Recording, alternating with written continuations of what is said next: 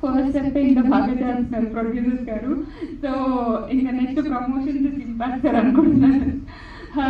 Because ఒక cinema ఎంత బాగా తీసినా ఆడియన్స్ వరకు తీసుకెళ్ళాలి అంటే మాత్రం ప్రొడ్యూసర్ సపోర్ట్ చాలా అవసరం.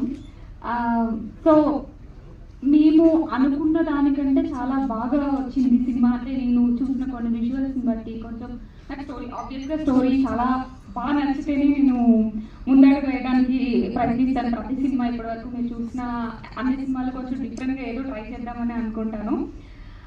లీసా సినిమా కూడా అలానే నా దగ్గరకు వచ్చింది.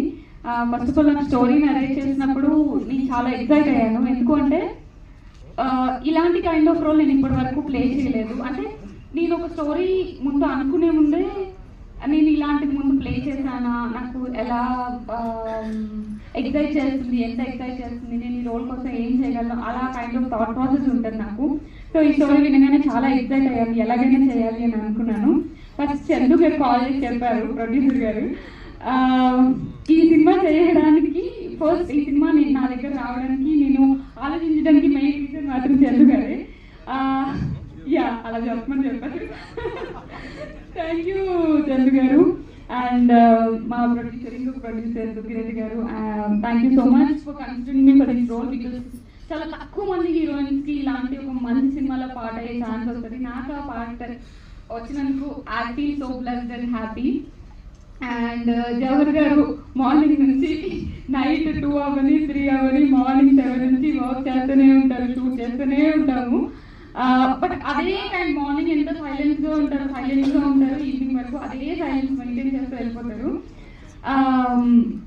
బేసిక్గా మీ సైలెన్స్ అండ్ డిసిప్లిన్ చాలా యూజ్ అయింది సినిమా ప్రాసెస్లో. అంటే మేము చాలా రిగరస్గా షూట్ చేసాం, రిగరస్ షూట్ అవర్స్ ఉన్నాయి, చాలా ఎక్కువ అవర్స్ పని చేయాల్సి వచ్చింది. చెట్లు అలాంటి వాళ్ళు ఒకళ్ళు ఉండాలి, అది మా జవహర్ గారు డైరెక్టర్ గారు. అండ్ అంతసేపు పని చేసిన తర్వాత ఎవ్రీ సింగిల్ డే సతీష్ గారు వచ్చి ఒక రీజన్ ఇస్తారనమాట, ఇంకా ఎక్కువ కష్టపడాలి. ఎందుకంటే it's because of his friends.